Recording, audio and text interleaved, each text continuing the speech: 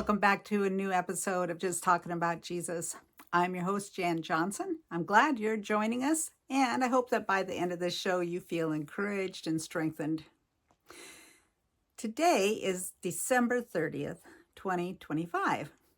And as it's the end of the year and a beginning of a new year, I wanted to start something new. And that is that once a month, I'd like to do focus on a topic rather than just a testimony. Not that I don't enjoy the testimonies for sure, but this episode will be the beginning of that. Joining me today are Sissy Mercy, my daughter, my husband Ed, and my friends John and Marty D'Arcangelo. Our topic is faith.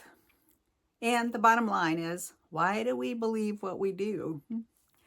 So others might call those things in the Bible fairy tales, but like a talking donkey or a man swallowed by a whale and thrown up alive. People like Isaiah going to heaven who never died. People like Jesus and Lazarus and some boy dying and rising again. In 1 Corinthians 1:18, it says, "For the message of the cross is foolishness to those who are perishing. But to those of us who are being saved, it is the power of God." I'm glad you're tuning in to this discussion, and I hope that at the end, you'll comment and let me know your own thoughts on the matter. 1 Corinthians 1:23 adds, "But we preach Christ crucified, a stumbling block to Jews and foolishness to Gentiles." There's also 1 Corinthians 2:14, which expands on this idea. "The person without the Spirit does not accept the things that come from the Spirit of God, but consider them foolishness. And they cannot understand them because they are not connected to the Spirit, and it can only be discerned through the Spirit." So that just matches up with what we'll hear John D'Arcangelo talk about in there as well. And so welcome again. I'm glad you're here. If you're new, I'm so glad to have you join us, and be sure and comment at the end.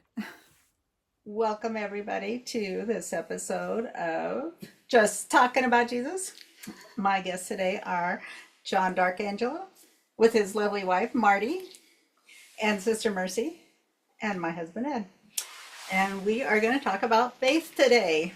So I wanted to do that because we just had Christmas, and I'm just thinking about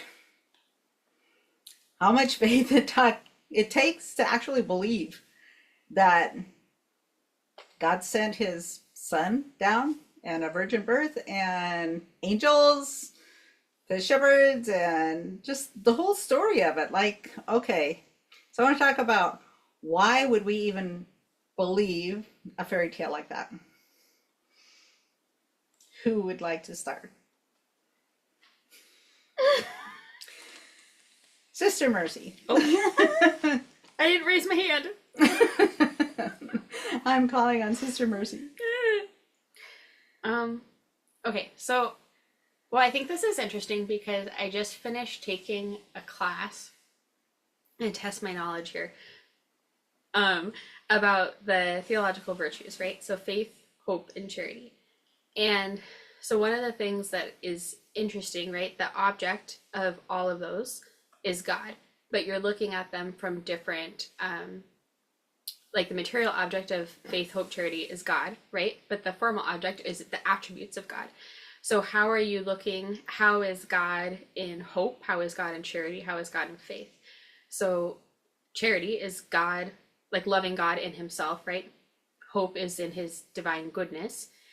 But faith is looking at God as truth, specifically as first truth, right? And if truth is a virtue, or sorry, if faith is a virtue that resides in your intellect, right, and the object of your intellect is truth, it corresponds that the object of faith is also truth, right? So it's looking at God as truth in himself.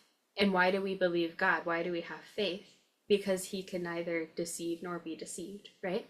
It's not just like a something you've come up with of your own accord, or something that you even believe out of necessity. I mean, really, it's like you're doing it because your trust is your faith in that the evidence, the credibility of the witness. And who is the witness? Christ himself, right? Like, who is it that you are really ultimately believing? You're believing Christ, who is truth. Faith is the essence of things hoped for, the conviction of things not yet seen.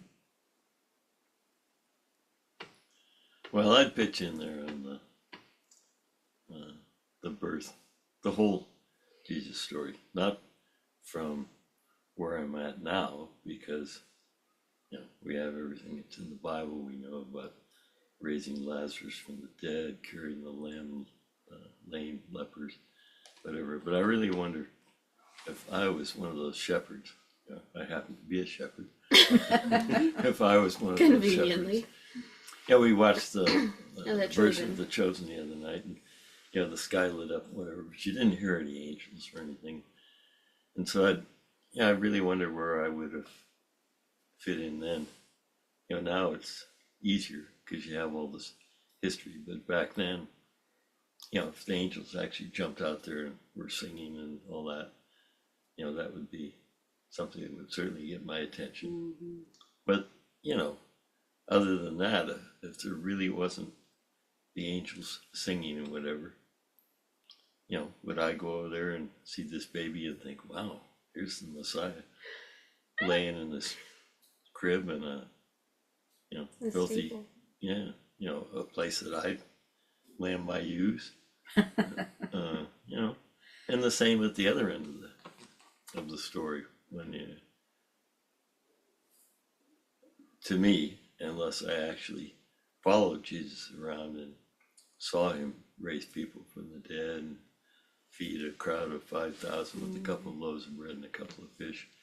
If I really experienced that, it'd be one thing. But if I was just a Jewish person at the time and this Messiah is hanging on a cross, I don't know whether I would have been one to say and crucify him, or would I have been a follower.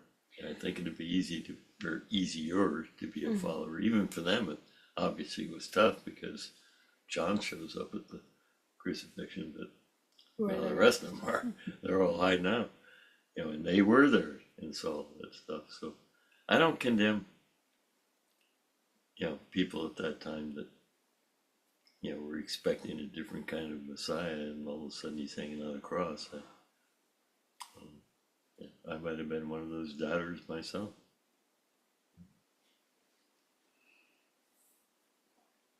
I didn't mean to kill the whole discussion.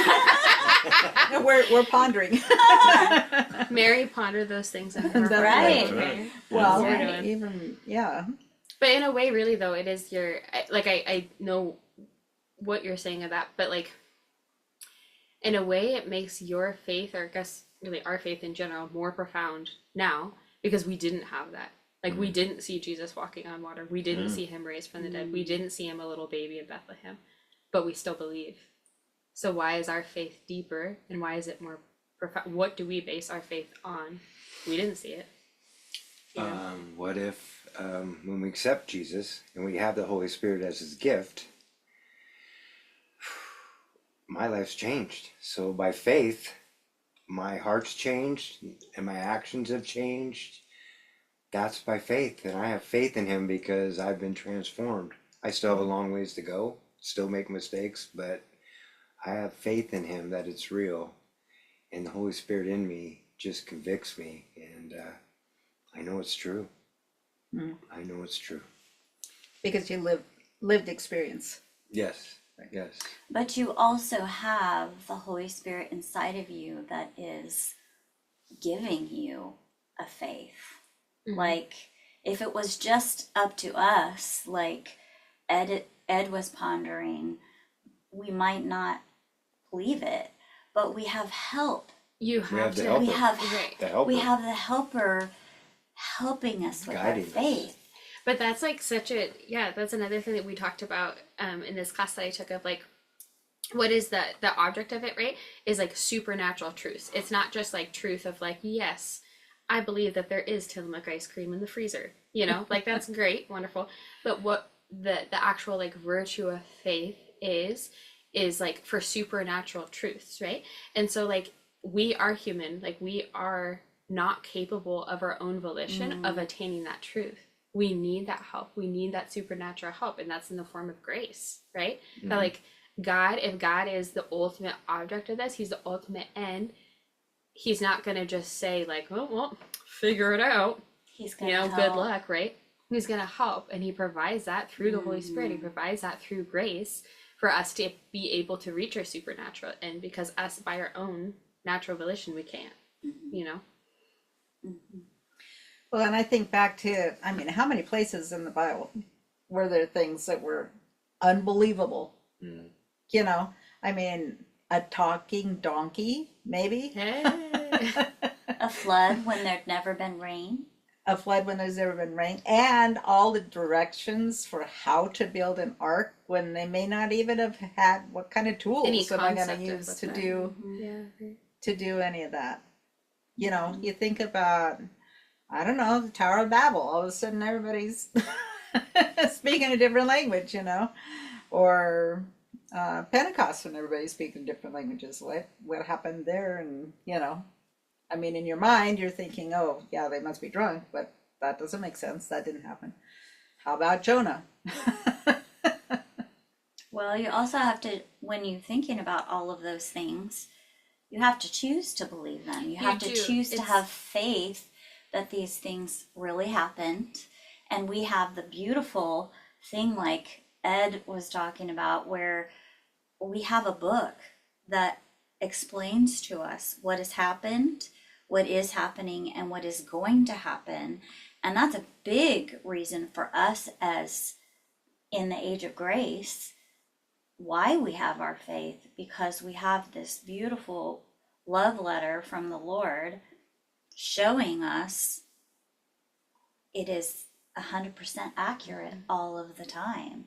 And so it's easy to have faith in something that is always 100% accurate. And it takes, like, you're right, like it is of the intellect, right? Like intellect knowing, like, okay, this is what it is, but it takes the will to choose, you know, supported by grace. Like you can have this object in front of you, but like it doesn't do much good unless you're choosing it, right? Like to choose the good, to will the good, right? To assent to it. When Jan was asked us to have a podcast on faith, I was thinking about how my whole life has changed because I've chosen to have faith. You put your faith in something, and I happen to put my faith in the truth, and it's changed the way that I have peace. It's changed the way that I know what my future is going to be. It's changed the way that I can actually assimilate in my mind, oh, Jesus did come down. I wonder what it felt like to Jesus to be a baby in a manger. Like, it must have felt interesting to him, to say the very least. But I can believe all of that because I choose to know that it's the truth, and having the faith has changed my life. So I wouldn't want to not have the faith. Does that make sense? Well, and Jesus says, I'm the way, the truth, and the life. You know, I mean, that's one of the foundations. For me, I think if there was nothing else, like the bottom line of why I believe is because nobody else has died and rose again and had that many witnesses to it. True. And I think there's a lot of importance that maybe Christians maybe don't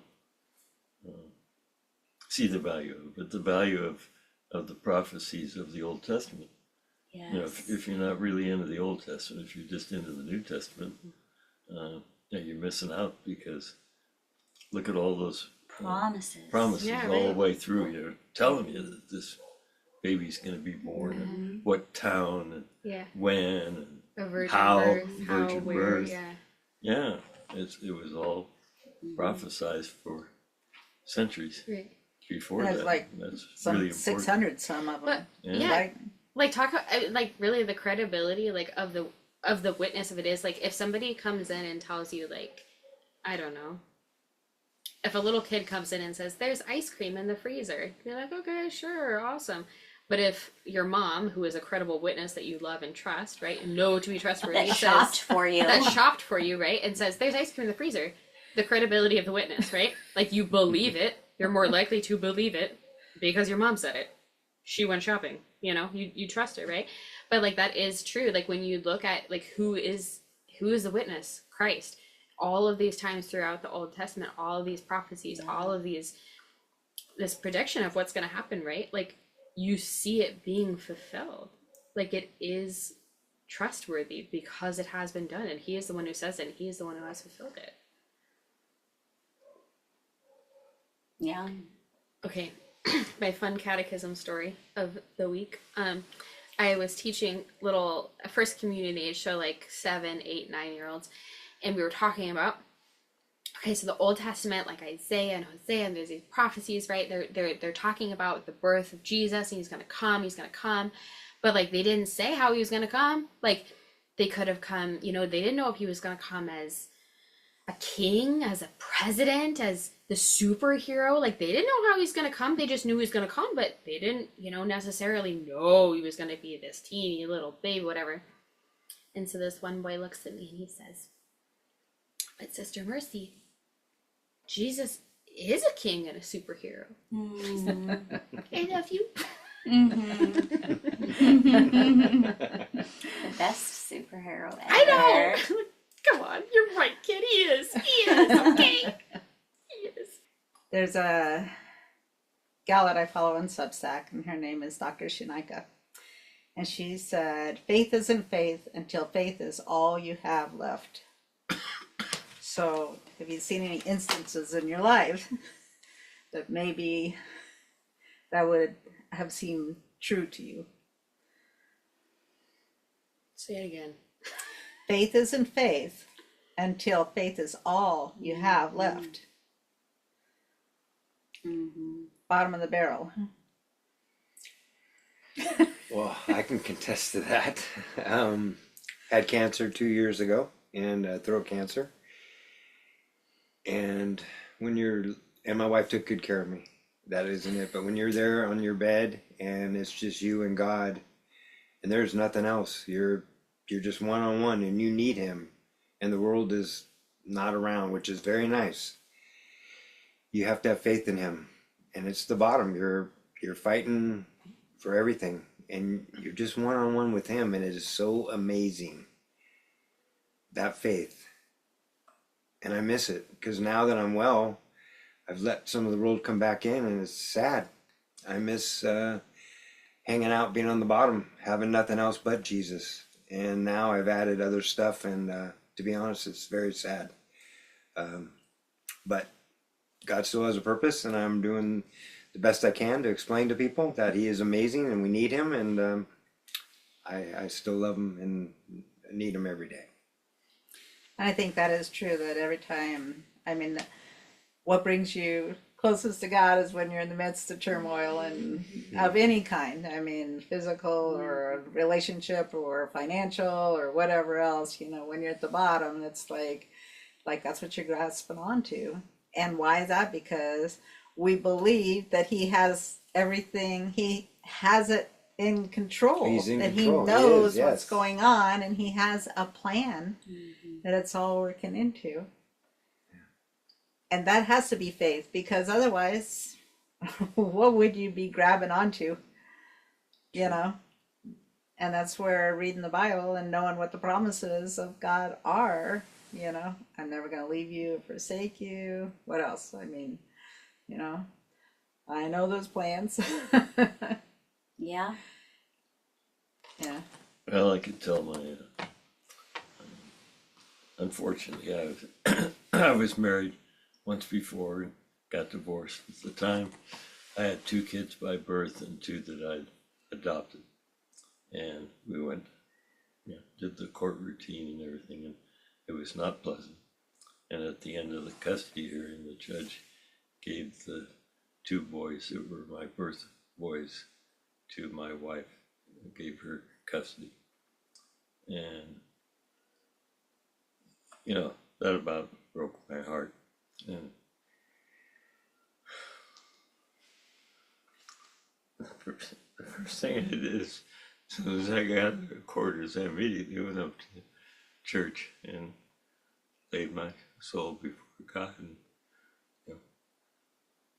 that I just had to have faith that in the long run things were gonna work out. Without that faith, I'd who knows? I could have ended up an alcoholic or whatever. I don't know. But I read my Bible a whole lot more after that, and just depended on God to work things out. And every day I do a surrender novena. Novena is a 9-day prayer thing, but I do it all year round, continuous. And part of it is just a one sentence. Oh my Jesus, I give my heart to you, and My Jesus, I surrender all surrender to you. everything to you. Take care of it.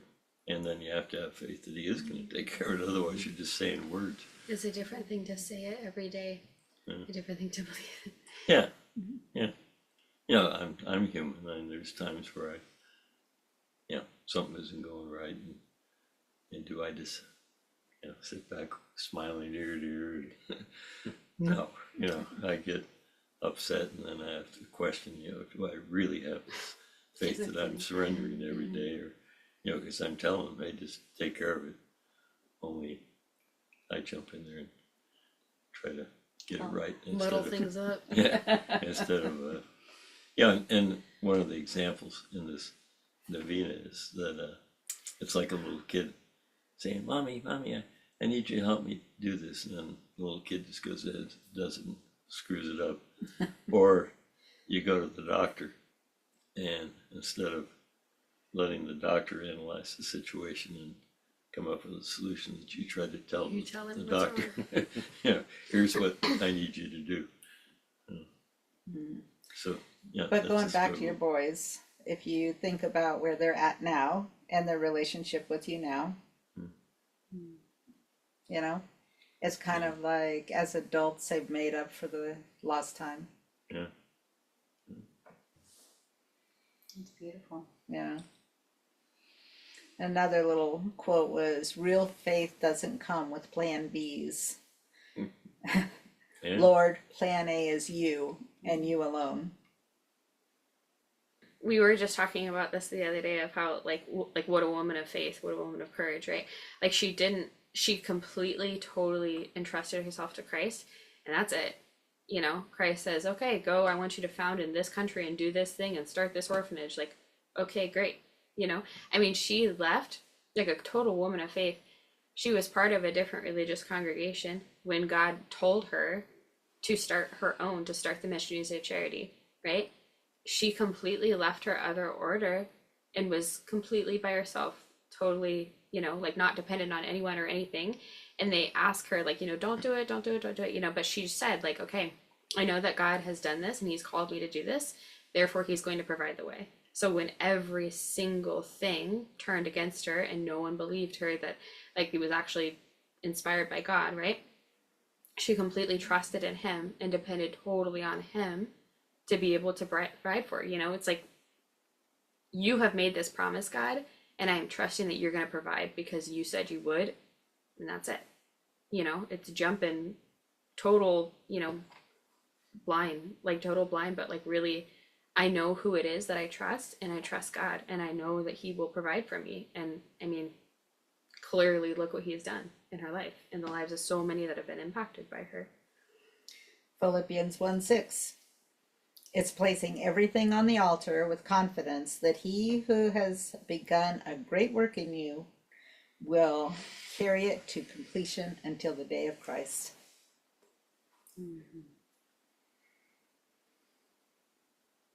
I think about how blessed we are to have a God that has such kindness. Like, always, I know He has my best interest. He will never be a God of hurt or of destruction, He'll always have the very best for me. And that's a huge bonus, to have faith in a God that's so good, that gives someone a promise and then follows through regardless of circumstances. He always makes it to the good. What a God. And a God of second chances. And Yes. third and fourth and fifth and Right. 7 Amen. times 77. And, no matter how much we screw up, and you look through history, and constantly man messes everything up, and he still hangs in there. And, as long as you come back and say, sorry, I screwed up here, he welcomes us back. Because his greatest attribute is his mercy. I see how you worked that one in there. Uh-huh. 2 Corinthians 5:7. We walk by faith, not by sight. That's a hard one sometimes. Not knowing what He has for us, because I like to see what's coming or where I'm going. Well, What's even going like on? with, with cancer, any kind of physical thing going on, it's like, is this, it may not be that I'm gonna make it through. True. I mean, there's nothing set in stone that just because you love God, He's gonna heal you. True. But But the you other know thing that. is that even if I don't, I still know that He's gonna take me through. Mm-hmm. He's gonna be right by my side, and He's gonna, even in my lows, He's still gonna love me and care for me and wrap His arms around me, and Well, kind of when we were going through it, I was going through it and she was with me. I always said, well, this is an opportunity. God is making this an opportunity for us to tell people about Jesus. So let's figure it out. Who can we talk to or pray or, yeah. it's not about us. I mean, we're going through it, but I don't know, I looked at it as an opportunity to tell people. So it wasn't fun, but there's a reason. And I hope we touched somebody on the way or something happened that, Yeah. I don't know, made a difference somewhere. I think that's probably why. I mean, there's a trial. We have trials for reasons, and I think having faith too is such a wonderful peace-inducing attribute, fruit of the Holy Spirit. Because when you have faith, you know where you're going. You know that you'll never be alone. I remember thinking, if John goes to heaven today, I'll be okay because I have my Lord. If John lives another day, I'll be okay because I have my Lord. That's a faith in my Lord, not my faith in a circumstance or a person or something worldly. It grounds you, and that's what faith is. It just makes you okay because you believe God is who He says that He is. And if He decided to come and be born in a manger, okay. Well, you go back to Hebrews 11, all the men of faith, Abraham and, all the way down the line of everything, they believed. And so God counted it as righteousness, and, that whole list of. I was thinking about that, about faith and the hall of faith and Abraham, and I was wondering what Sarah must have thought when Abraham said, okay, get up, let's go. Like, did she have faith to just be okay with that, or did it freak her out? I mean, we don't know, but it all worked out in the end. But I was thinking about that, like, Yeah. you know, one person's faith can impact, but doesn't necessarily impact another. What about Joseph? Mm. I mean, there's somebody had to have some pretty deep faith to be going, excuse me? What? How many years am I gonna have to be in prison? Yeah. Oh, I was thinking the other Joseph. Wow, that went. Oh, no, well, I was thinking the Mary and Joseph. That's what I was thinking right. too. Yeah, but, well, that too. Well, Both Joseph, Josephs. yeah, Both right. Josephs. Yeah. Both Josephs. Yeah. No. I mean, if Gabriel hadn't gone to Joseph, Mm-hmm. of course, that's another thing with God. I mean, he knew that he had to send an angel to both people to confirm that this was really the plan. Mhm. He knew it was necessary You know? for them to. Mm-hmm. Yeah. I don't know if Ed would have believed me if I said, well, guess what? And, you know, maybe not. I'd have better had an angel. Yeah, right?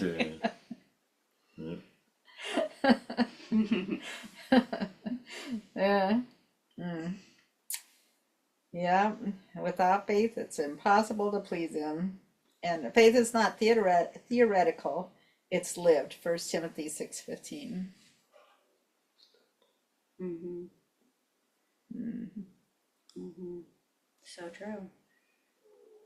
But I think that's true too. What you were saying is that people, other people are watching us to see. I mean, our faith strengthens other people. Yep. You know, How we this- act. the strength of those characters in the Bible strengthens us. You know, I mean, real people, real things that happen. You know, and reading about that and us telling our stories and whatever is all. Well, think about Noah building an ark, and I don't know how many people on the earth, but came by him, mocking him, and he had faith, never seen rain before, building a contraption, the ark, that he Right. has no, but his faith on God told me, and we're gonna do this. But all the people, I mean, that's huge. Yeah. That amazes me. That faith right there. Yeah. I don't know. There's faith. I mean, that's. Yeah. Hmm. I think there's also, you know, once you've gone through a situation where you needed to really put the faith in action, whatever, you look at something like Jonah. He goes through getting swallowed by a whale and spat on the ground, and then you go and get mad that God saves the people. It's kind of like, I knew you were going to do this. But it's just, How dare you be merciful? right? So it's like, where's your connection to that faith moment, to lived experience in life later on, and what's, you know, Mm-hmm. what happens? It's always better to go through a situation believing the Lord than freaking out and not believing the Lord too. Like, It The tends more- to go better. yeah, the more you Yeah. live, the more you realize, if I can walk through this with faith, the end will be so much better than if I walk through without faith. I don't even know if it's the end that's so much better. I think it's It's the everything. walk. It's the Mhm. walk is so much better. Mm-hmm. Yeah, You know? truth. Yeah. What about, Oh, hey, Yeah, we're done. that was Oh. my subtle trying to Oh, hit you that's 5 your minutes subtle ago. kind of Yeah, whatever? you did hit Okay. fun. all right. Well, this has been really interesting. I think it's been a good discussion, you know, and just to see different angles of it and whatever. So I would like to know from viewers or listeners, about your stories of faith and where God's been in that, and just your thoughts. So, thank you for being here. Thank you, Marty. Thank you, Jan. Thank you, Ed. Thank you, Thank Sister you for Mercy. inviting me. And thank you, John. Thank you.